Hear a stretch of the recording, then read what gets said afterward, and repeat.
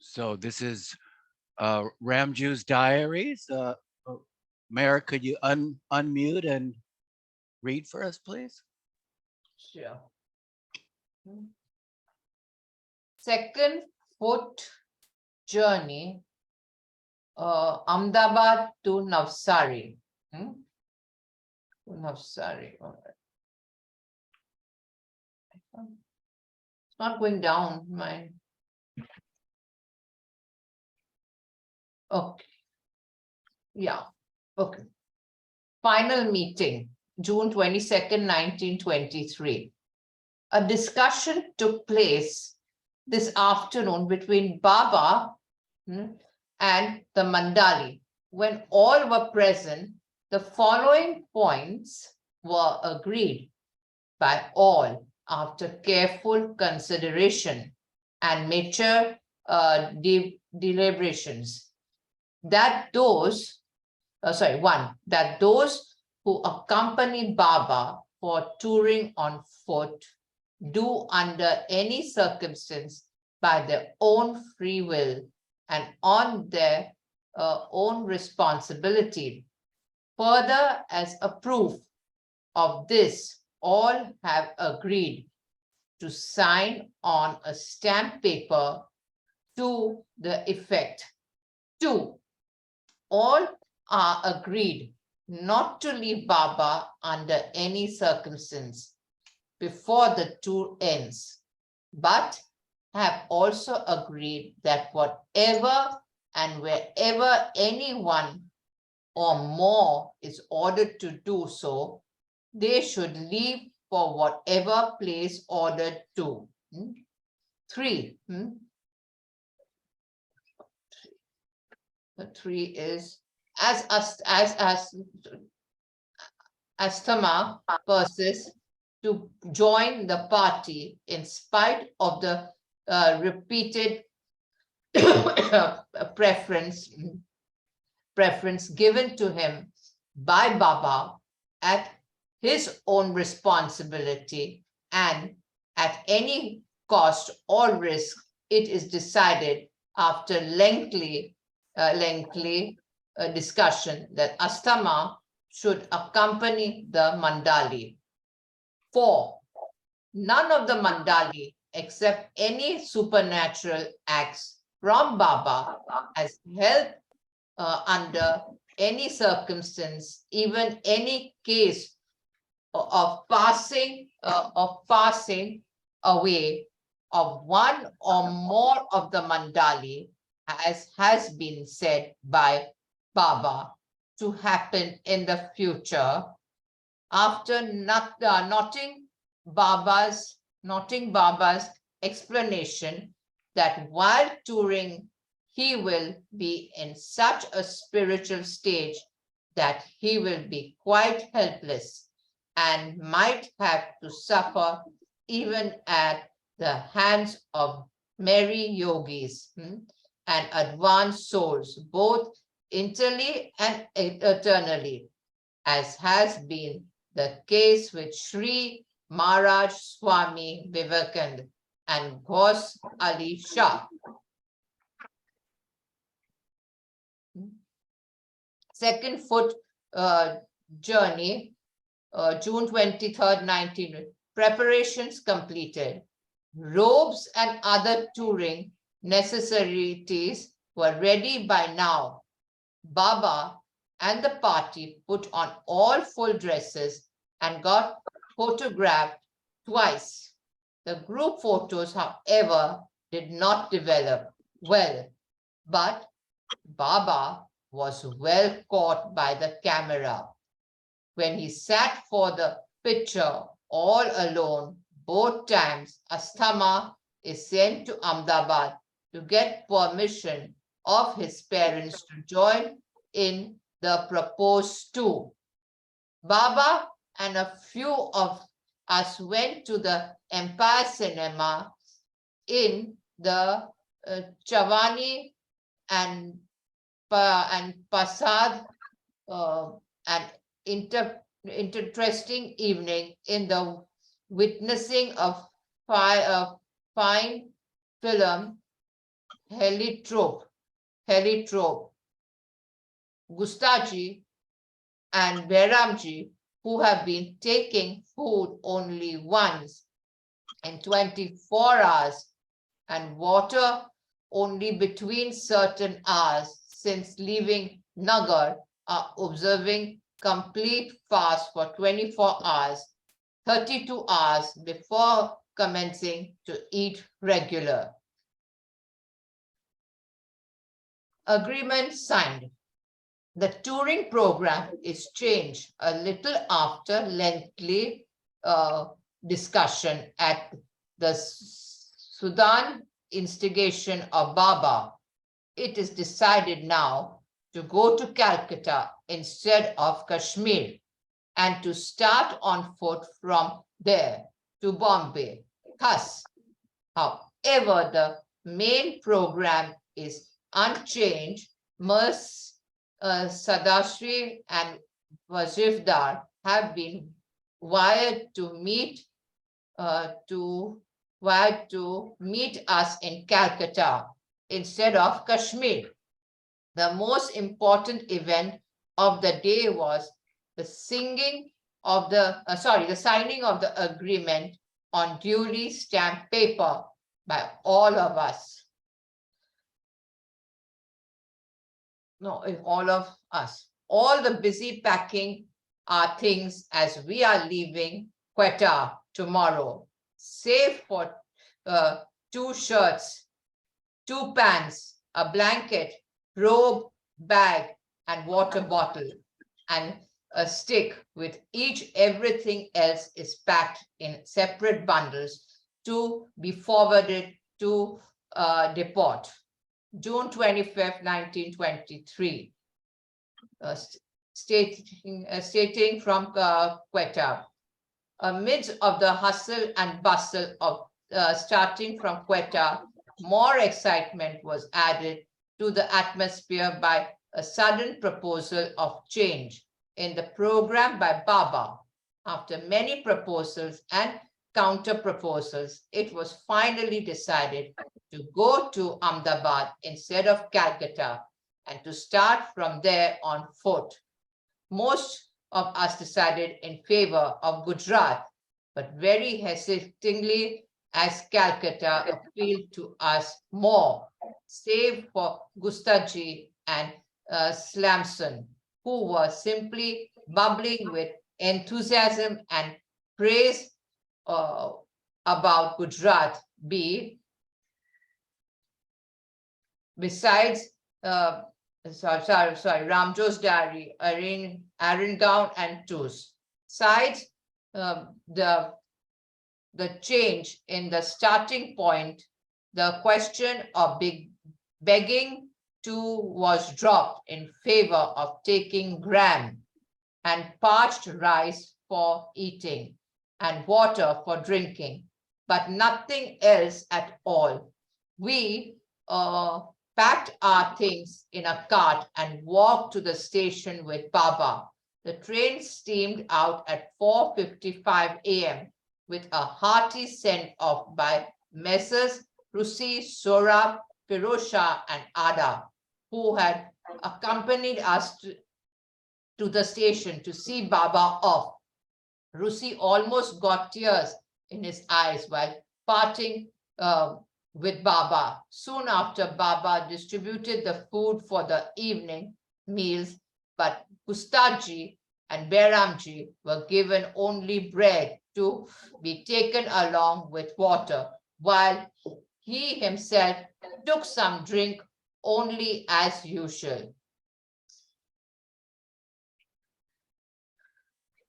Dispute about luggage. The whole day yesterday was passed in the train with a break at Hyderabad, Sindh, where we took to Ahmedabad. Hyderabad direct carriage on the JB railway again. This morning our carriage was attached to the Metri Gorge Delhi mail of the BB and C railway at Marwa. Some trouble arose at the station about our luggage. When our obstinate ticket inspector wanted to weigh it, interpret's requests and arguments were of no avail.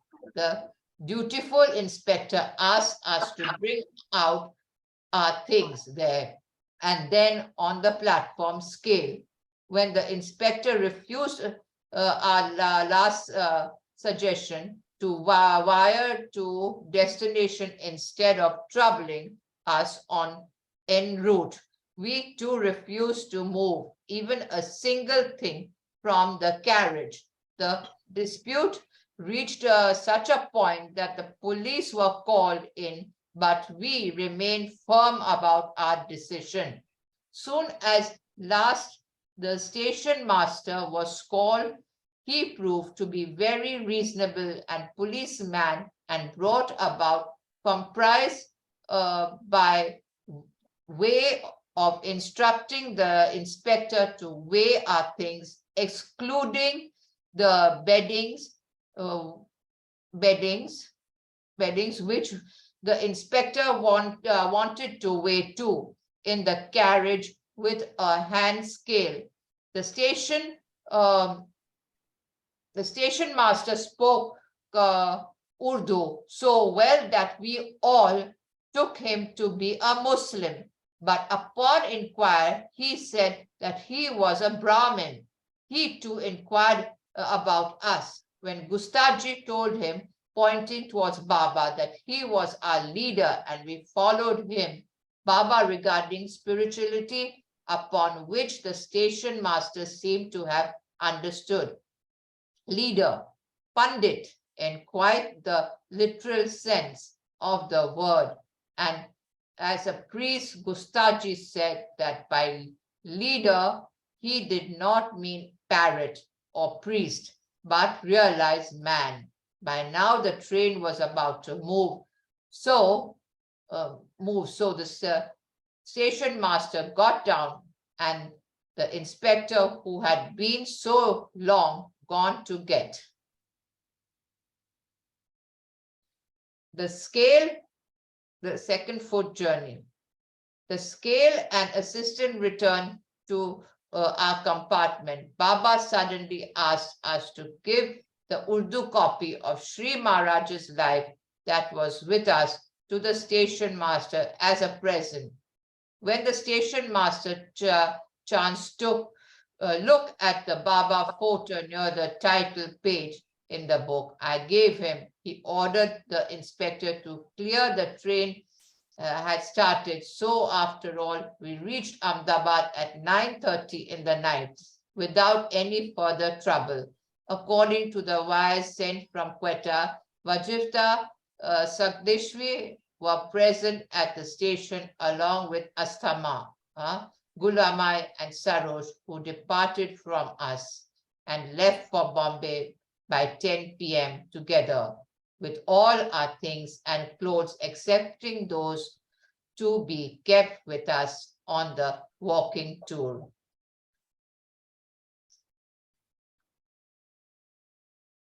Baba, who was not quite looking up to the mark today, sat on the platform grounded, talking with the newcomers. After about half an hour conference, it was declared that Sadeshwi was returning back to Pune and not coming with us. Accordingly, he is to leave by the 10 p.m. mail tomorrow, taking with him the robe, etc., brought for him from Quetta, together with the suit, boots, and hat, Vajivta, to be given at Vajita's house at Bombay, because according to the program, we already were without coats and with sandals as footage gear, while the caps were soon to be disposed of. Therefore, Vajivta, who had come with full dress on, has to send it away with such Sadeshwi, though he gets the touring suit in return kept ready for him. Can someone else read? Sure. Thank you very much, Mayor. Beautiful. Ernie, are you available?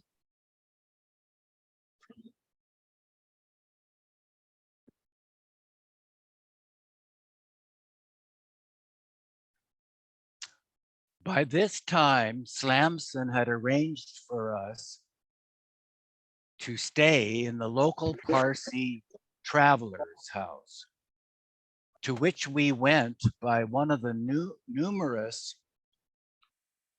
motor lorries on hire here. About a mile of motor ride through the busy and electrically illuminated roads brought us to the commodious and neat traveler's shelter building situated in the thick of the town. The presence of myself, Barsoap, and Babu Rao was objected to, as the institution is exclusively meant for Parsis. But we were, however, passed in as servants. We soon retired for the much needed sleep. June 28th, 1923. Gustaji's fast with Baramji. Gustaji and Baramji, who were taking meals once every 24 hours at 11 a.m. and water up till 1 p.m., since Nagar until Karachi, were there asked to eat once in the morning, only taking water up to 11 a.m. The last two fasts before leaving Quetta were complete fasts of 24 and 32 hours. All have come to an end, and both have been ordered to eat and drink like the rest of the Mandali since this morning. In the journey from Quetta to Ahmedabad, how do you say that, Mayor? Ahmedabad. 2, they were ordered to take only bread and water throughout. Asma, who so persisted in joining the tour, in spite of Baba's advice otherwise, failed, after all, to get permission from his parents. According to Asma's words, his parents were willing to allow him to join the party, but the sudden appearance of his uncle, who is highly prejudiced against Baba, at Ahmedabad, spoilt the poor chap's plans at the 11th hour by prejudicing his parents too. After having tea supplied by the innkeeper, as it has been arranged with him to supply ready meals by the time we start on foot, we started sightseeing this great historic city of Gujarat in a hired motor lorry. The first thing that we visited was the Jain temple, a big stone building with as fine carving work as on fine lace. From here, we went to a match factory, affording wonderful mechanical sights. We also passed by the Kakadiya Lake, which is situated amidst fine surroundings. While going to Sabarmati, about a couple miles from Ahmedabad, across the Sabarmati River, we passed along Mahatma Gandhi's ashram. We tried to get permission to have a look round the well-known Sabarmati jail, But the superintendent refused to let so many persons, like our party, come in under present political circumstances. From Sabarmati, we had a general view of the city with the scores of mill chimneys protruding prominently from the thick cluster of other buildings and houses. Late in the afternoon, we finished with sightseeing, quite stiff and tired after an uncomfortable ride in the motor under the blazing hot sun of summer. Sadashiv left for Pune in the night as prearranged. June 29th, 1923, Friday Mosque. Myself and Barsoap came to the Friday Mosque for Friday prayers. The palatial and exceptionally fine mosque, built in stones on a graceful style of splendor, with pillars placed in a line very near each other, and with pretty carved brackets and huge carved arches in the front, has a very big ground which, according to Barsoap, who has been to Delhi, is bigger than that of the Friday Mosque of Delhi. This great house of prayer is situated along the chief road of the city, the Ricci Road, and the busiest locality about the three gates. Yet it is a pity that it is almost concealed behind the shabby shops in front. After prayers, we went to the tomb of Sultan Ahmed, the founder of this mosque, situated nearby. June 30, 1923, Baidul versus Barsoap. Subject to the final program settled on the 25th, a bag of parched rice and a bag of gram was brought to the inn this evening.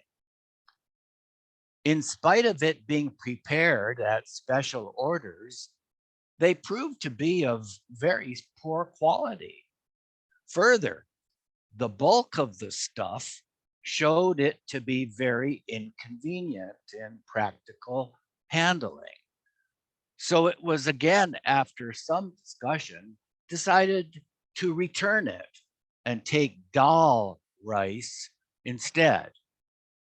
Some trouble arose between Baidul and Barsoap about carrying the sacks.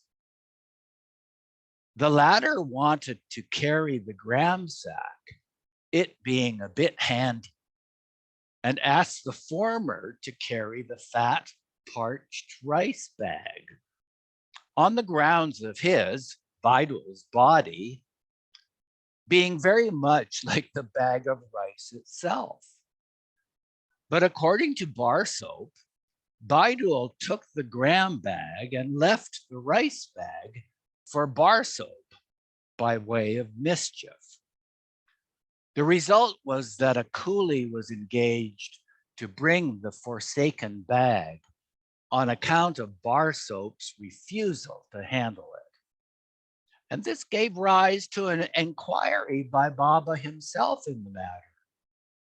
Baidul was severely criticized by Baba, while Barsoap was also taken to task by way of being ordered to take the same rice bag on his back and go round the building. On account of the gram and parched rice plan, we had sent away all utensils. Therefore, again, a couple of vessels, etc., were bought together with the necessary grains. Baba issued final instructions to all to repeat the name of the Almighty in their respective terms in a low voice while walking throughout the journey.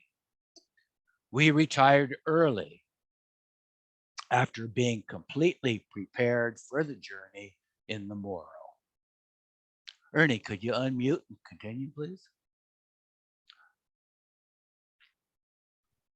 July 1st, 1923. Starting on tramp. We got up as early as 2:30 a.m. and all of us took bath. Besides the respective kits, the extra luggage was divided amongst the stronger members of the party. At about 4 a.m., we left the inn, walking through the dimly lighted city with the dogs barking after us. A few minutes' grim and silent walk brought us to the city gates. Baba passed word to commence repeating the Almighty's name, and soon the silence was changed into a quaint buzzing with the repetitions of Ram, Ram, Ya Allah, and Yazdan, all by all the respective members of the party. The dawn presented us with a clear view of ourselves. There was Bob at the head of the party, carrying his kit himself like the rest, while the rest of the party followed him without any coats, with the respective blanket, bag, etc., put across and over the shoulders. Because of the begging question being dropped, we had not put the long robe on, yet our appearance was nonetheless extraordinary. By the 5th mile, the extra luggage of the bundle of fur that I was carrying proved too much for me, and I could not keep pace with the rest, when Barsoap was asked to relieve me. At 7:45 a.m., we reached Chitalpur, a small village 10 miles from Ahmedabad, and put up under a tree by the village tank. Though we had walked but a small distance, yet the luggage carrying had fairly taken the wind out of us. It took us about 3 hours in preparing the dal rice after procuring the necessary firewood, water, etc., which made our joint breakfast and dinner at 11:30. The spot where we put up had quite romantic surroundings, having the beautiful village lake nearby amidst green trees and shrubberies, with peacocks flying and dancing in there. We all slept between 1 and 3 p.m. In the afternoon, Baba further instructed us to form into pairs and walk in that manner in a fixed order while tramping, and also to keep watch at night for 1 hour by turns. While taking out water from the well, our bucket slipped in. Our vain attempts to regain it evoked the sympathy of the villagers who had gathered together nearby for holiday making. Someone advised us to go and get the Baladi cat from the village temple. I was quite at a loss to understand how a cat can perform such tricks. But to my surprise, I found Slamson return with a hook-like contrivance, which I afterwards came to know was called a Baladi. However, we got back our much-needed bucket, thanks to the hospitable and kind village folk. It was already decided to take a rest there for the whole day, and then to start for Kara tomorrow morning, as usual by the main road. But confound our inquisitiveness. I came across a bit of news that there was a shortcut to Kara, which branches off from the main road at Barasia, just 4 miles from this place, and which would save us a score of miles tramping. Baba soon accepted the plan with the characteristic abruptness whenever someone makes a mistake by suggesting new plans in face of a fixed program. Accordingly, after again taking the plain dal rice, which made our afternoon tea and supper together, we started from the romantic Jodhpur at 5:30 p.m. We reached Baraja by sunset, and through the courtesy of the vice president of the local board, whom we met en route, got the traveler shelter at our disposal. In spite of so many beautiful peacocks gaily flying and playing around us, the atmosphere was simply heavy, chiefly because of the dust flying like a sandstorm. The unusual exertion of the day began to tell upon the eyelids, but we were not allowed to close our drooping lids before 10 p.m. After going to sleep, getting up from sound sleep for keeping watch for an hour was more painful and trying to the extreme. After first day, 14 miles, July 2nd, 1923, memorable Cairo. We again got up, or to be correct, were made to get up by 4 a.m. Within half an hour, we started on this memorable tramp. The day promises to be extremely hot, as it is already warm at this early hour. Adding fuel to the fire, I am feeling feverish and thirsty by now. This shortcut had already, at the first few miles, proved a very bad business, as we had in vain been looking forward to finding a good path with a hard surface in place of the one we were tramping on, with almost a foot-deep layer of loose, dry mud. We took rest under a tree which had not a single leaf or twig moving. So heavy and warm was the atmosphere. In spite of many inquiries, there was no sign of this shortcut coming to an early end. Besides the luggage and kit carrying, the continuous muddy surface of the path made walking a very laborious affair, especially with the rough and heavy Pathani sandals on the feet. Consequently, at the second halt, we all were almost done for with thirst and exhaustion. Vajif Dar getting a further handicap of a couple of blisters on his feet. Again, for the third time, we started and began to trudge along the same muddy path. In such a critical position, Nervous supplied the reason why he is so nicknamed by finding a quarrel with me, which resulted in both of us being severely criticized by Baba. Baba further made a long lecture in a very loud and clear voice in this connection, while trudging along at the head of the mandali. This was a fresh evidence of Baba's supernatural energy, and when most of us could hardly utter a single word in a loud voice, in spite of taking solid food twice a day at this juncture, Baba talked as if he were merely out for a stroll in the Victoria Gardens, in spite of his taking only some drink of tea or fruit juice twice or thrice a day for the last 4 or 5 months. Every step that we took was taken with the greatest effort, and for me the order of repeating Ya Allah while walking did not matter to be in order, as every step voluntarily brought out Ya Allah from my lips. Baba had told us before starting on the tramps that the caps that we were putting on shall have to be thrown at a suitable spot. Now we felt so very tired that more than twice Ramjoo reminded Baba to relieve us from the burden on the head.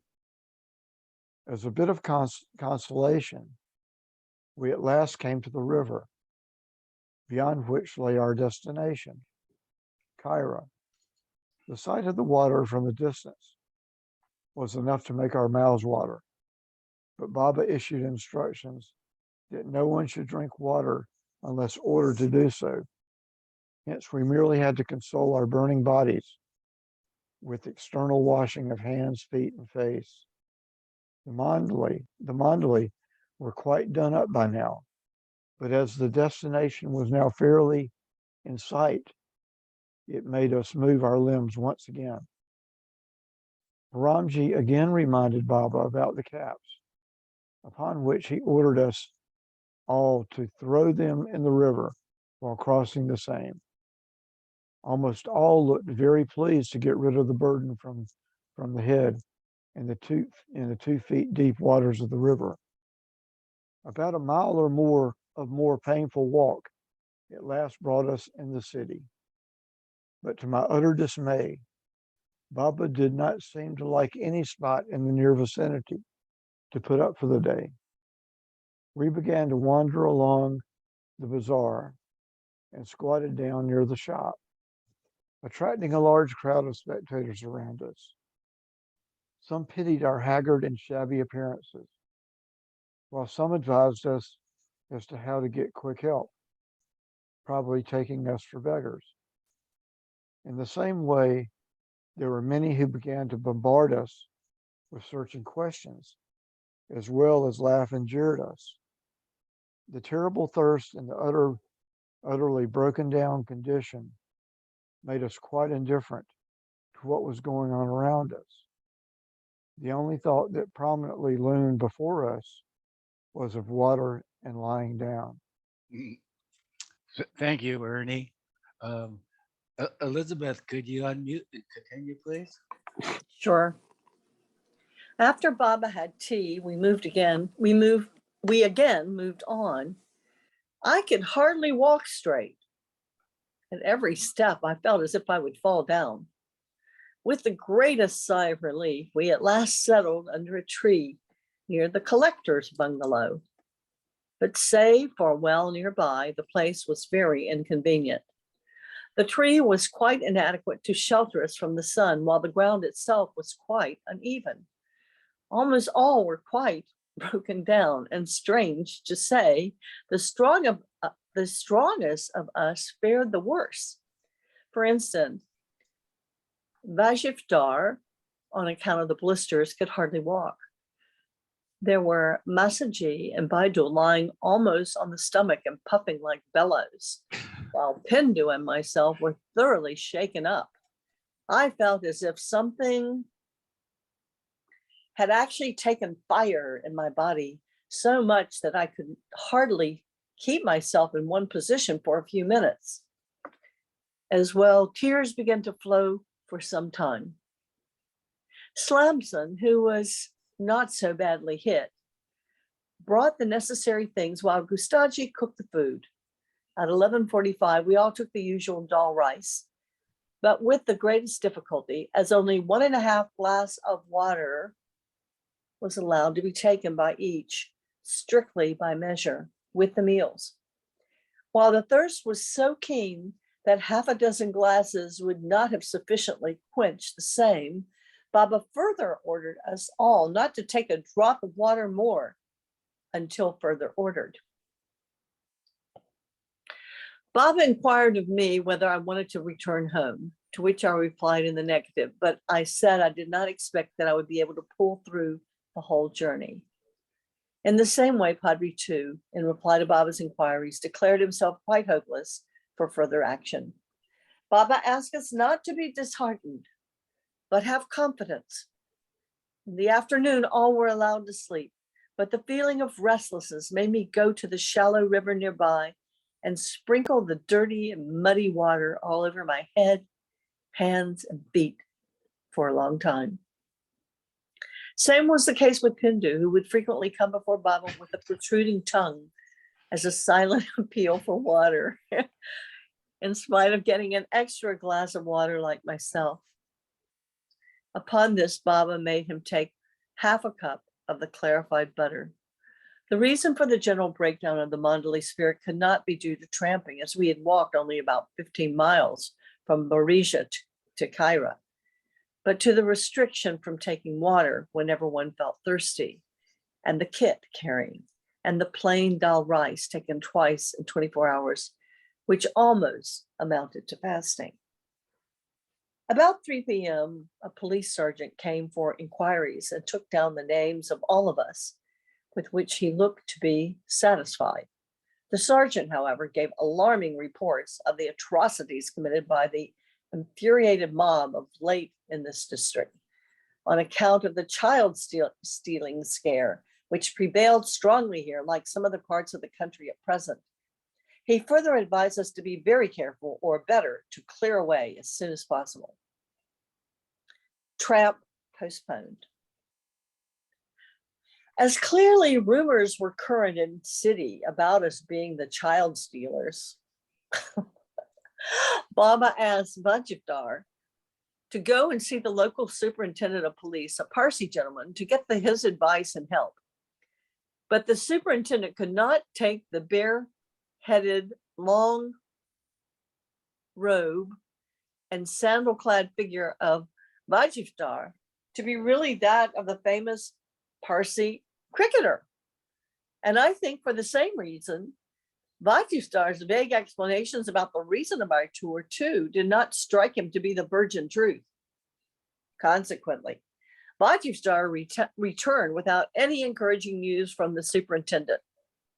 A council of war was convened by 4:30 p.m. Baba put before us the question of taking to railway to reach Baruch, and from there to continue the tramp after sending away Pindu, Masaji, and Vajifdar to Bombay. It did not take us long to come to a decision, as the prospect of getting substantial rest under the present rundown condition was too tempting. 4 carriages were hired, by which we drove to the nearest railway station of Memnabad, about 7 miles from Kaira, reaching there by 7:15 p.m. Through the help of an obliging Muslim, we made ourselves comfortable in a traveler's shelter nearby till the time we left by the 11 p.m. train for Baruch.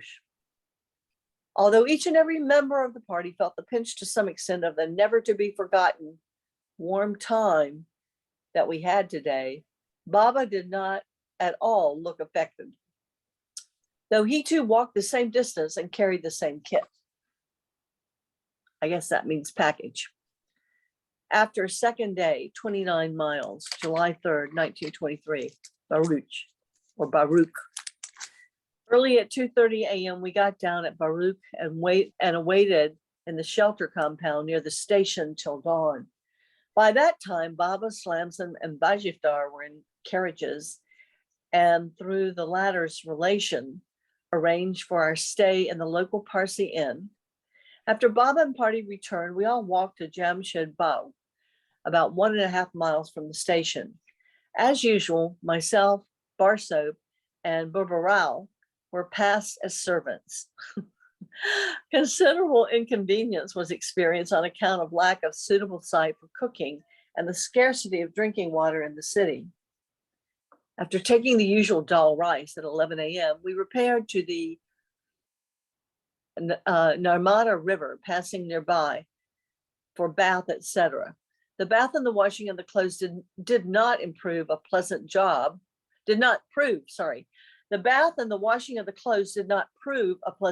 on account of the saltish and muddy waters of the river.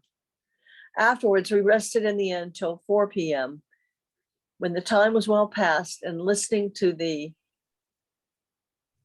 fecology. I don't know what that is. Got me Fecology. hanging too. Huh? Got me hanging too. Of the fecology of a bombastic Parsi gentleman puffing with praise and eulogy for his whole community. The point of humor, it means humorous jokes, fecology. I guess. The point of humor was that poor Janawala was seething with drastic condemnation of Hindus in general and Muslims in particular, without suspecting myself and Barstow to be Muslims. Thanks, Elizabeth. I'm going to look up technology. It's interesting. Mahu, could you unmute and continue? Yes. Same as Cairo, we could not have a look around the principal sites of the city. For instance, the famous giant tree Kabir Wad at 4 p.m. At 4 p.m., we again started direct from Jamshed Bagh for Ankleshwar on foot.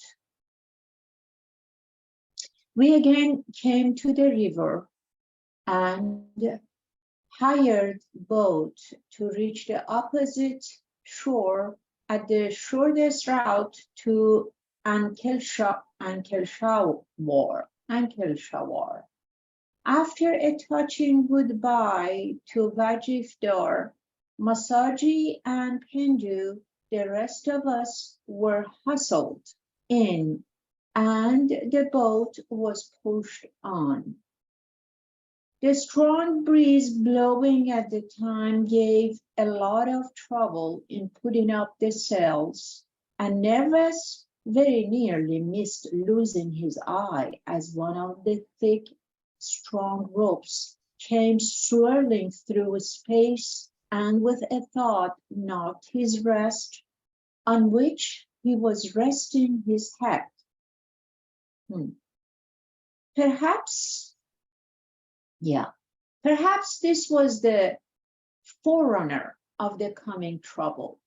The boat, on account of a strong breeze and rough waters, progressed very unsteadily, yet it amply made up the deficiency by presenting a picturesque view of Barrage.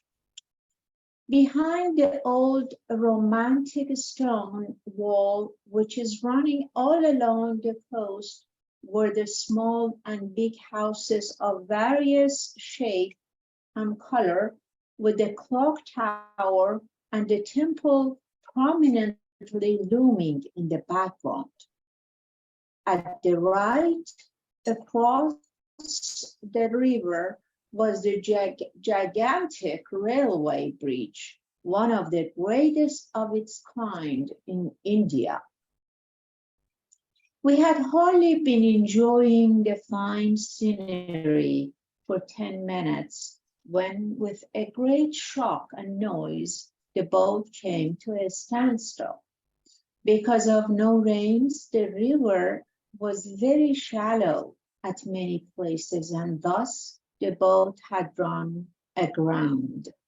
The boatman began swearing and howling, and after a great hustle-bustle, the boat once again took motion. Just a few minutes sailing, and the boat again got jammed in the sands below the surface of the water. This time, at the repeated requests and pleadings of the boatman, some of us got down in the water to help them. Of course, after making sure that the water was knee-deep only. The mud made us sometimes cling to the boat instead of pushing it on to save us from going down. However, we were successful with our joint efforts to move the boat for a good distance. Yet the opposite shore still stood far away when the boat stopped for the third time. In spite of our best efforts, now the boat would not budge an inch. Therefore, another empty boat was brought from the opposite shore as near to ours as the waters would allow, still leaving a good 25 yards gap of shallow water between the two boats. Now every one of us had to plunge down in the water to reach the other boat as well as transship all the luggage too.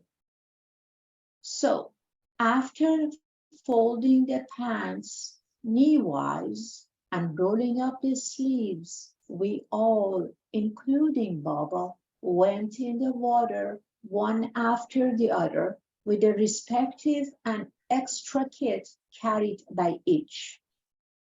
On the whole, the water was knee-deep, but the soft mud made most of us go down below the level of the waist, thus creating a very, very humorous convenience. You could imagine. It was some sight. Everyone was struggling, not only with the treacherous bottom of the river, but also balancing the respective blanket, bag, sandals, etc., on the head to save them being drenched with water. I'm sorry, I'm so visual, I can imagine this. Where there was a chance of losing one's breath, how could the things remain dry and intact? By the time we gained the other boat, we had the regular docking of our life, and so we were our belongings too, all wet. So we were our belongings too, all wet and covered with water and mud. Thank you, Mahu. Yeah, sure.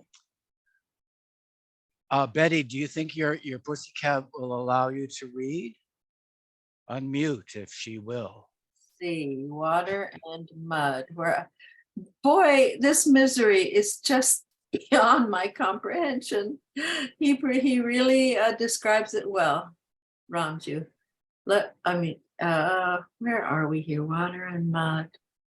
By the way, is this Ramjoo's voice who's speaking or some other of the party? It is Ramjoo. It's his Okay, diary. Yeah, he writes extremely well, I think. Wow, he really.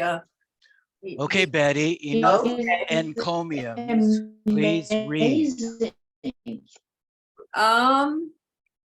Our hardships did not end here, as this second boat, too, after moving for some distance, got stuck in the mud before reaching the shore proper. And after similar difficulties, we were at last once again on dry land. Baba asked us all to dry ourselves as best we could under the circumstances, and wherever possible, change the wet clothing for dry ones, which we did by the shelter of a hedge. Soon after, we began our tramp toward Ankleshwar, and after a laborious walk of 6 miles, reached the station by 8:30 p.m. We made ourselves at home on the platform and felt very much relieved at the freedom given by Baba to all of us to drink water to our satisfaction. As the train for Surat was due at 4 a.m., all were allowed to sleep till time. Of course, a pair keeping watch for 1 hour by turns. After third day, 38 miles, July 4th, 1923, Surat. Starting by the 4 a.m. train, we reached Surat at 6 a.m. To get an easy access in the local Parsi inn with our extraordinary dress on, we drove in carriages straight from the station to the travelers' shelter, and luckily found the whole 2-storied commodious building all to ourselves. After meals, all took bath and washed the clothes, etc., that had been spoiled in the Narmada. Today we took food thrice, of course the same plain dal rice, though in the evening, Masaji made some change and prepared shid, dal, and brown rice. Baba sent a wire to Rustam to come to Navsari on the 6th and see us there. Save for the purpose of making purchases, all of us kept indoors and took rest, sleeping at 9:30 p.m.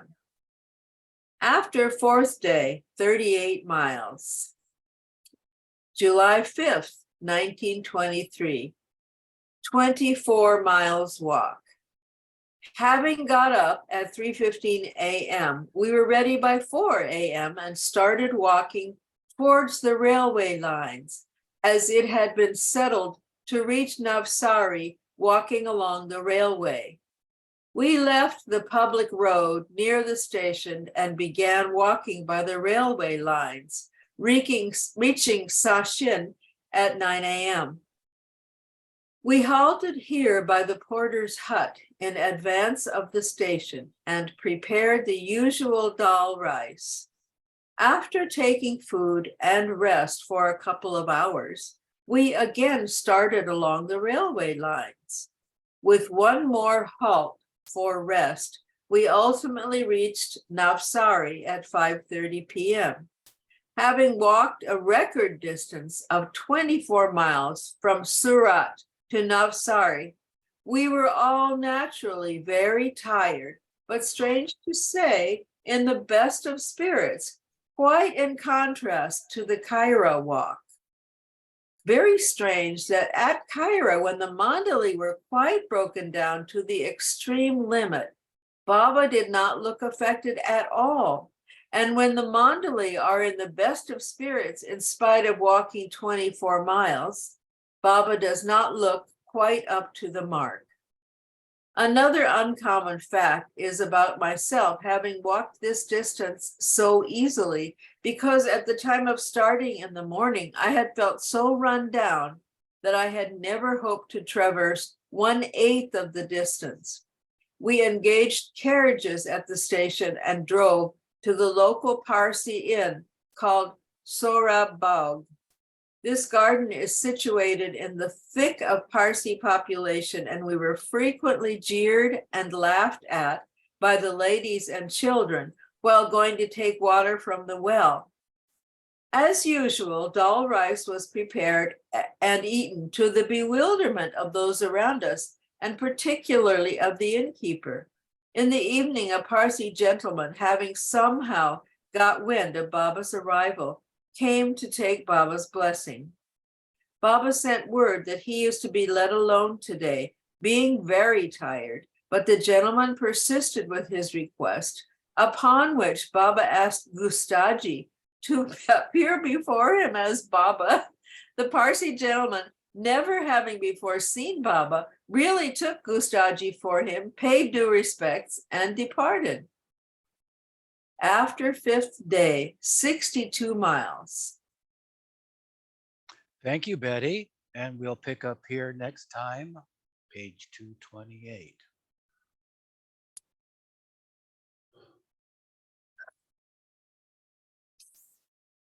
I can't imagine